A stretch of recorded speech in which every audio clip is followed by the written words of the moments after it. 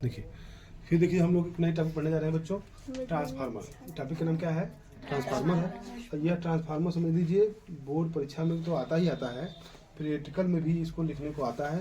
यदि प्रैक्टिकल में आप इसको फिगर को बना करके चार्ट पर ले जाते हैं तो आपका प्रैक्टिकल जो वाइवा होगा बहुत ही अच्छा जाएगा वो। क्योंकि देखिए बहुत बड़ी टॉपिक होती नहीं है, छोटा सा है, इसे कम से कम क्वेश्चन बनते हैं और जो ऐसे क्वेश्चन बनेंगे जो आप सिंपल भाषा में बना करके बता देंगे, जिससे एग्जामिनर खुश हो जाएगा। फिगर भी बना देंगे, आसान है, फिगर भी बनाना बहुत कठिन नहीं है, सिंपल है। तो देखिए इसके बारे में बताते हैं आप लोगों को है। देखिए पहला क्वेश्चन बनता है बच्चों यही कि ट्रांसफार्मर किस सिद्धांत पर काम करता है। किस सिद्धांत काम करता है? तो अन्योन्य प्रेरण के सिद्धांत पर काम करता है। ट्रांसफार्मर अन्योन्य प्रेरण के सिद्धांत पर काम करता है। अब ये अन्योन्य प्रेरण होता क्या है, थोड़ा समझ लीजिए इसके लिए। तो अन्योन्य प्रेरण बच्चों ये होता है, जैसे एक प्रकार की यहाँ कुंडली है, सपोज दैट इस कुंडली में हम लोग विद्युत मेन से धारा बहा रहे हैं। यहाँ पे देखिए ये सिंबल भी देखिए ऐसे बनाया जाता है सिंबल। ये सिंबल किसका होता है बच्चों? ऐसे करके जो सिंबल बना हुआ है ये एसी करंट का है। किसका है? एसी करंट का है। ये करंट एसी करंट। डीसी का क्या होता है? डीसी के लिए ऐसे बनाते हैं हम लोग, प्लस और माइनस। ये डायरेक्ट करंट मतलब कि बैटरी से जाता है इसमें। एसी करंट का कोई निश्चित दिशा नहीं होता है, कभी आगे कभी पीछे, इधर प्लस माइनस उसका अल्टरनेटिव करंट हाँ बदलता रहता है वो। इसीलिए इसका ये सिंबल होता है और डीसी का ये होता है। देखिए यहाँ लगा हुआ है एसी करंट, यहाँ पर द्वितीयक में ऊपर ट्रांसफार्मर में हाँ यहाँ देखिए लगा हुआ है, ये सिंबल बनाया गया है। यहाँ मेंस इधर है, इधर से सप्लाई आ रही है, ठीक है ना बच्चों। तो देखिए इसको आप लिखिएगा, परीक्षा में आएगा ट्रांसफार्मर बारे में, तो आप इतना फिगर बना लीजिएगा इसका, ये पटली कोड बना लीजिएगा इसका। और ये प्राथमिक कुंडली, ये क्या है? द्वितीय कुंडली है। यहाँ प्राथमिक, यहाँ भी द्वितीय। बस पूछेगा ट्रांसफार्मर क्या प्रकार का होता है, तो दो प्रकार का होता है। कौन कौन होता है? हाँ, ऊंचाई और अपचाई। देखिए ऊंचाई क्या है, अपचाई क्या है ना। तब इसका नाम बता रहे हैं कैसे रखा गया है। ऊंचाई ट्रांसफार्मर वह ट्रांसफार्मर है जिसमें प्राथमिक कुंडली में फेरों की संख्या कम, द्वितीय कुंडली में फेरों की संख्या क्या होती है? अधिक। तो अब देखिए अधिक होने का कारण ये हो गया बच्चों कि इसमें धारा बहेगी तो कुंडली इसमें कम है, इसमें धारा बहेगी उसमें कुंडली क्या है? अधिक है। अब कुंडली अधिक होने के कारण होगा कि ये धारा को क्या करता है? बढ़ा देगा। धारा को बढ़ाएगा तो उसका वोल्टेज भी बढ़ जाएगा, ठीक है। तब यही कंडीशन यहाँ पे बच्चों है कि अब यह लो वोल्टेज को हाई वोल्टेज में बदलता है। क्या करता है वो? लो वोल्टेज को हाई वोल्टेज में बदलता है। तो ऐसा ट्रांसफार्मर क्या कहलाएगा? ऊंचाई ट्रांसफार्मर कहलाता है। अब ये वाला क्या करता है? हाई वोल्टेज को लो वोल्टेज में करता है। अपचाई वोल्टेज, क्या बोलते हैं इसको? अपचाई। देखिए अपचाई। अच्छा हमने बता रहे थे कि अन्योन्य प्रेरण होता क्या है ना। तो अन्योन्य प्रेरण मतलब जो ये होता है, जैसे कि एक कुंडली में धारा बाहर है, एक बाहर से यह कुंडली लगाई गई है, ऐसे ये कुंडली लगाई गई है। यहाँ लगा देना है हम लोगों को मीटर लगाना है। क्या मीटर लगाना है? अमीटर। अब इसमें धारा नहीं बाहर है, इस कुंडली में हम धारा नहीं बाहर है, बाहर किसमें रहे हैं? इस एक अन्य कुंडली में धारा बहा रहे हैं। ध्यान दीजिए, विद्युत में हम किसमें दे रहे हैं? इस कुंडली में दे रहे हैं, है ना। और जब इसमें धारा बहाएंगे तो सिंपल सा है कि यहाँ पे विद्युत क्षेत्र पैदा होगा इसका, और जब विद्युत क्षेत्र पैदा होगा तब इसका इस धारा का मान हम कभी बढ़ाएंगे कभी घटाएंगे, और वोल्टेज बढ़ाएंगे बढ़ेगा, घटाएंगे तो घटेगा। जब वोल्टेज बढ़ाएंगे घटाएंगे बच्चों तो यहाँ से देखिए एक ऐसे चुंबकीय क्षेत्र निकलेगा इसका, है ना, ऐसे विद्युत क्षेत्र यहाँ से निकलेगा। तब यह विद्युत क्षेत्र का मान जब अधिक धारा बहाएंगे तो अधिक होगा, कम धारा बहाएंगे तो क्या होगा? कम। तो अब यही देखिए जो यहाँ विद्युत लाइन निकलती है इसका मान कभी अधिक कभी कम। इसके अधिक और कम होने की वजह से इस वाली कुंडली में धारा प्रवाहित होने लगती है। तो अब देखिए हम धारा इसमें बहा रहे हैं, करंट का मान इसमें हाई लो कर रहे हैं, अब काम सारा इसमें हो रहा है और इसका प्रभाव किसमें हो रहा है? तो एक अन्य कुंडली में हो रहा है। किसमें हो रहा है? एक अन्य कुंडली में हो रहा है, जिससे हमसे उससे कोई ताल्लुक नहीं, बस बगल में रखे हैं उसका। क्या रखे? काके हैं बगल में रखे हैं। धारा का मान इसमें घटा बढ़ा रहे हैं, मगर परिवर्तन किसमें हो रहा है? इसमें भी लगा है, अमीटर लगा है। कभी धारा इसमें बढ़ेगा कभी धारा घटेगा। तो एक अन्य कुंडली में धारा का बढ़ना अथवा घटना, यही क्या कहलाता है? अन्योन्य प्रेरण कहलाता है। क्या कहलाता है? अन्योन्य प्रेरण। अन्य कुंडली में हो रहा है, किसकी वजह से हो रहा है? एक दूसरी कुंडली की वजह से हो रहा है, तो यही घटना कहलाती है अन्योन्य प्रेरण कहलाती है। तब यही सिद्धांत बन जाता है बच्चों। तो इसी सिद्धांत को कहते हैं अन्योन्य प्रेरण का सिद्धांत। देखिए हम प्राथमिक कुंडली यहाँ है, यहाँ पे क्या है द्वितीयक। हम प्राथमिक कुंडली में धारा बहा रहे हैं, परिवर्तन हमको कहाँ मिला है द्वितीय कुंडली मिला है। तो ये काम हो गया कि नहीं हो गया यहाँ पे? वही चीज है यहाँ पे देखिए, ये प्राथमिक कुंडली ये क्या होगी द्वितीय कुंडली। अब ये प्राथमिक कुंडली ये क्या हो गई द्वितीय कुंडली। अब यहाँ भी देखिए प्राथमिक कुंडली द्वितीय। अब इसी को इसे उल्टा कर देंगे, ऐसे ये ऐसे कर देंगे, यानी कि अधिक फेरा वाला ऊपर चला जाएगा, कम फेरा वाला कहाँ चला जाएगा नीचे चला जाएगा। बस तो उसका नाम बदल जाएगा, काम बदल जाएगा, या फिर काम बदल जाएगा तो नाम बदल जाएगा। तो काम किसे बदल रहा है बच्चों? तो प्राथमिक कुंडली में कम कुंडली मतलब कम फेरों की संख्या है और द्वितीय कुंडली में अधिक फेरों की संख्या है।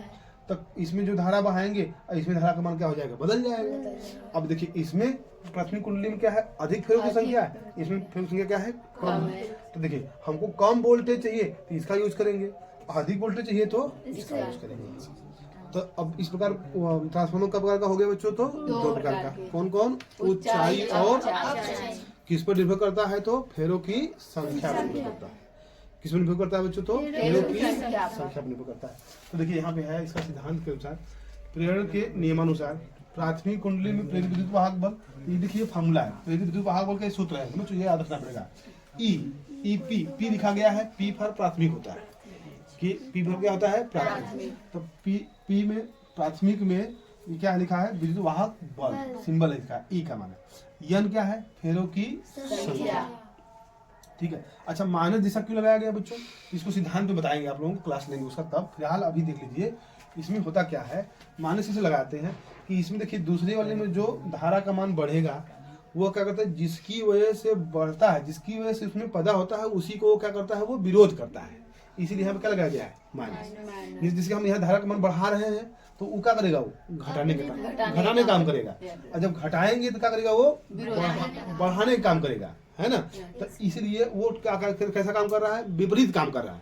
हम बढ़ाने का काम कर रहे हैं तो क्या कर रहा है, जब सिद्धांत से पढ़ाएंगे अच्छे से ना तब देखिए वहाँ क्लियर हो जाएगा। अभी शॉर्टकट में देख लेते हैं आप। तो इसके बढ़ाएंगे तो क्या करेगा वो घटाएगा, और घटाएंगे तो क्या करेगा वो बढ़ाएगा। तो विपरीत काम कर रहा है ना, यह माइनस हो जाएगा। ये एन क्या है फेरों की संख्या, और ई क्या है फ्लक्स में परिवर्तन की दर। फाई क्या है फ्लक्सों की संख्या है, तो बटा क्या है समय। तो फ्लक्स में परिवर्तन की दर, फ्लक्स में परिवर्तन की दर है। तो इन्हीं दोनों का गुणांक किसके बराबर होता है, तो विद्युत वाहक बल। विद्युत वाहक बल देखिए इसको शॉर्ट करके लिख लेते हैं बच्चों। भी लिखा होगा कहीं, वा लिखा होगा कहीं, बल लिखा होगा, विद्युत वाहक बल। इसको अंग्रेजी में बोलते हैं ई यम यप। क्या लिखते हैं बच्चों, इलेक्ट्रोमोटिव फोर्स। इलेक्ट्रोमोटिव फोर्स ये होता है विद्युत वाहक बल। इसका सिंबल होता है ईपी। ईपी बराबर माइनस एनपी डेल्टा 5 बटा के डेल्टा टी हो जाएगा। ये प्राथमिक कुंडली के लिए पी यूज किया गया। द्वितीय कुंडली क्या हो जाएगा यस। यस पर क्या होता है सेकेंडरी कहिए चाहे सेकेंड कहिए। तो ईएस बराबर हो जाएगा, सेम फॉर्मूला वही रहेगा, माइनस यस लगा देंगे यहाँ पे। प्लस में परिवर्तन यहाँ भी हो रहा है।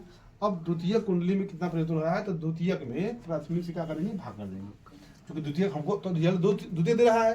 द्वितीय मान कितना आ रहा है, ये समीकरण नंबर 2, ये समीकरण नंबर क्या है 1। तो 2 में 1 से क्या करेंगे भाग देंगे। देखिए ES बटा के EP है, ES बटा के EP। तो इधर यानी ES बटा के NP हो जाएगा, यानी ES बटा के NP। अच्छा यहाँ माइनस माइनस क्या हो जाएगा प्लस हो जाएगा। Very good. अब इधर देखिए ये भी वही चीज है, ये भी वही चीज है, दोनों बराबर है तो क्या हो जाएगा कट जाएगा। कटेगा कैसे देख लीजिए थोड़ा सा यहाँ पे। पहले इसको लिखेंगे बच्चों, डेल 5b बटा के डेल्टा टी बटा के क्या है डेल 5b,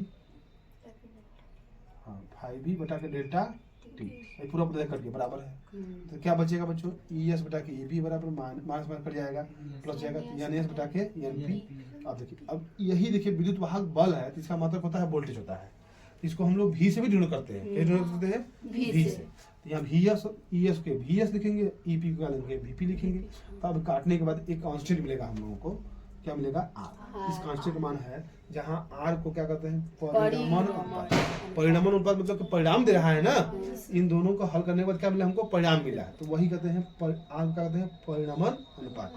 देखिए ये हो गया। ट्रांसफार्मर के बारे में यदि आएगा तो आप इसका फिगर बना दीजिएगा, उसके लिखिए प्राथमिक और ऊंचाई और अपचाई सब प्रकार का होता है। ऊंचाई ट्रांसफार्मर और अपचाई ट्रांसफार्मर, और किस सिद्धांत पे काम करता है तो ये नहीं भूलिएगा ना, ये पूछेगा पहले आप प्रश्न यही होगा एग्जाम का। हाँ, कि ट्रांसफार्मर किस सिद्धांत में काम करता है, अन्योन्य सिद्धांत में काम करता है। कई प्रकार का होता है, दो प्रकार का।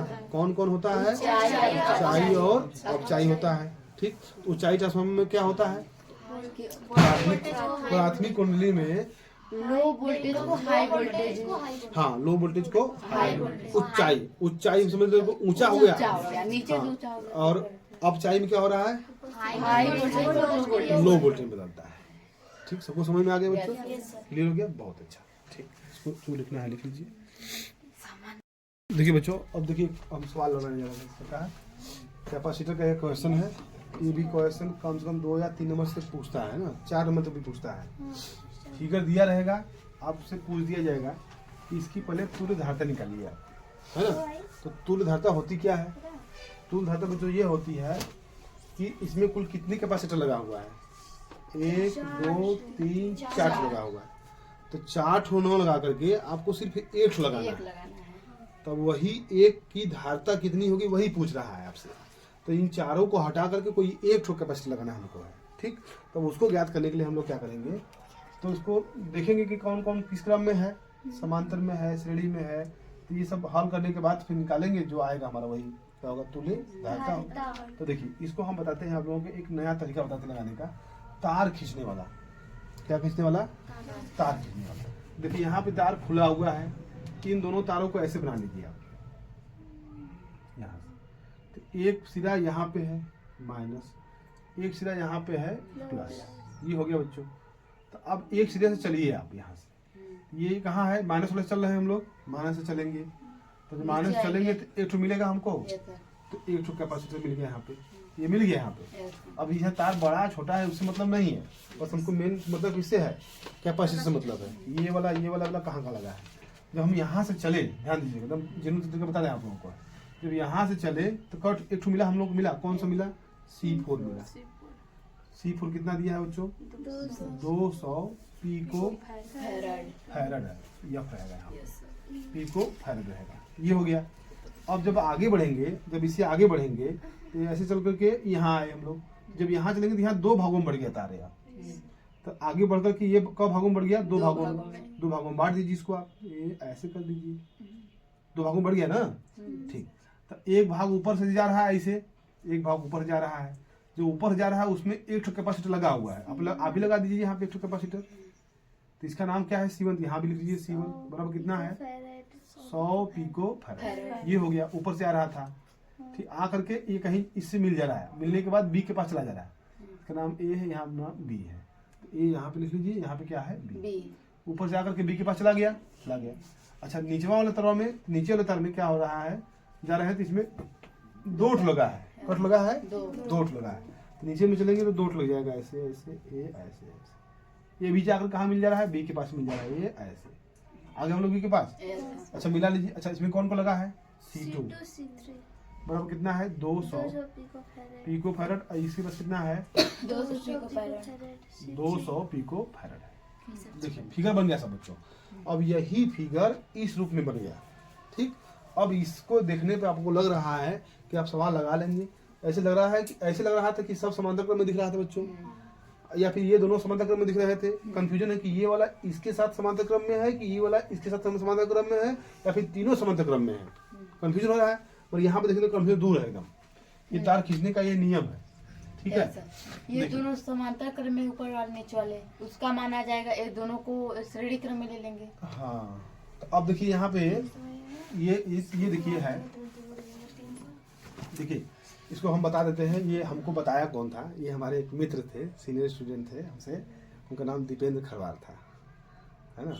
उन्होंने पहले बताया, उसके बाद हमारे सर ने बताया, तो फिर सवाल लगाने लगे। फिर मतलब पहली बार तो उन्होंने बताया, जब हमको समझ में आया, सर बताया तो मतलब पहली बार नहीं समझ में आ रहा था, तो फ्रेंड बताते हैं तो समझ में आ जाता है। तो आप लोग भी फ्रेंड से मिल करके पढ़ सकते हैं, अपने फ्रेंड से। हाँ, तो इसलिए उनका नाम लेना चाहते हैं, है ना। वीडियो के माध्यम से हो सकता है वहाँ तक जाए हमारी आवाज़, तो उनको बड़ी खुशी होगी।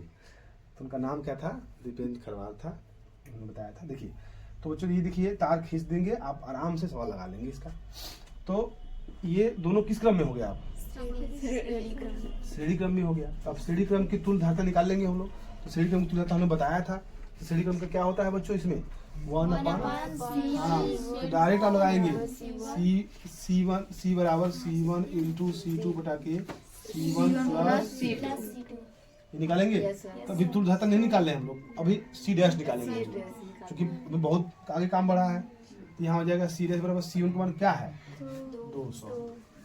इसका मान क्या है? 200 बटा के 200 प्लस 200 कीजिए। 200 प्लस 200, ठीक है। तो अब इसको हल करेंगे तो ऊपर क्या हो जाएगा? 4, 1 2 3 4, 2 दूना के 400, ये C डैश हो जाएगा, ये कट जाएगा, 4 से काटेंगे फिर 100 पिको फैराड। देखिए बच्चों, अब इन दोनों को हटा करके एक ऐसा संधारित्र लगाएंगे। देखिए एक नया फिगर बनाते हैं हम, है ना, एक नया फिगर वहाँ बन पर गया। 100 पिको फैराड लगा देंगे। हाँ, अब इन दोनों को हटा करके एक लगाएंगे हम, B प्लस, यहाँ पे माइनस A। तो देखिए अब इन दोनों को हटा करके एक लगा दिए, तो ये तो हमारे पास रहेगा C1, ये C4 है, ये है। अब ये जो आया है C डैश, इसका मान कितना है? 100 पिको फैराड। ऊपर कितना था? 100 पिको फैराड है। ये कितना था? 200 पिको फैराड। तो बच्चों अब देखिए, अब ये दोनों किस क्रम में है? समांतर क्रम में। तो समांतर क्रम में क्या होता है? तो C डबल डैश करेंगे इसको, तो C1 प्लस C2। तो C1 का मान क्या है यहाँ पे? देखिए C डैश नहीं, C1 का मान C1 रहेगा। अब ये C2 का मान क्या लिखेंगे? अच्छा एक स्टेप बढ़ा लीजिए। तो C2 का मान क्या है? C डैश है। C1 का मान कितना है? ऊपर 100 है, प्लस C डैश का मान कितना है? 100। अब ये दोनों मिल जाएगा, 100 200 pico farad, C double dash आ गया। तो अब बच्चों अभी दोनों को हटाएंगे, अब इन दोनों को हटाएंगे करके अब दोनों को श्रेणी क्रम में रखेंगे। हाँ, तो अब यहाँ देखिए ये हो गया माइनस है, ये ऐसे, ये ऐसे, अब यहाँ बन गया B। तो अब देखिए C4 आ गया, C4 बराबर 200 पिको फैराड है, और यहाँ पे इसका मान कितना है? C double dash 200 pico farad. ये हो गया। अब ये किस क्रम में आ गया? श्रेणी क्रम में आ गया। तो फिर हम लोग वही लगा देंगे श्रेणी क्रम वाला। तो अब देखिए हम क्या लिखने जा रहे हैं बच्चों? अब C फाइनल आने जा रहा है, तो इसका हो जाएगा C1 इंटू C2 बटा के C1 प्लस C2। तो C बराबर C1 का मान कितना है? 200 पूरे 200 बटा के 200 प्लस 200 मिल गया। सर वही आएगा। 1 2 3 100 4, पिको फिर आ जाएगा 4 आ जाएगा, 400 हो जाएगा। काटेंगे यहाँ पे, यहाँ हो जाएगा 4 काटेंगे 100 पिको फैराड। अब इसकी तुल्य धारता कितनी आएगी? 100 पिको फैराड। समझ में आया कि नहीं आया बच्चों? तार खींचने में लगा लीजिए इसे। देखिए बच्चों, अभी सवाल हमने बताया है जिस हिसाब से तार खींचने वाला, उसी के आधार पर हमने 2 सवाल आप लोगों को देना है होमवर्क रूप में। इसको लगा करके कमेंट बॉक्स में इसका आंसर लिखना है। इसका क्या निकलना है? इसका तुल्य धारता निकालना है। इसकी भी क्या निकालना है? तुल्य धारता निकालना है। थोड़ा सा टेढ़ा हुआ है, मगर तार खींचने वाले हिसाब से लगाएंगे तो लग जाएगा आप लोगों का। कोई जरूरी नहीं है कि तार खींचने वाला ही लगाइए आप लोग, आपको जिसे समझ में आ जाए सिंपल फॉर्म में उसे लगा दीजिए आप। आंसर आना है, बस आना चाहिए बस हम लोगों का, ठीक है। यदि वीडियो पहली बार आए हैं तो लाइक सब्सक्राइब शेयर जरूर करें बच्चों। Thanks for watching.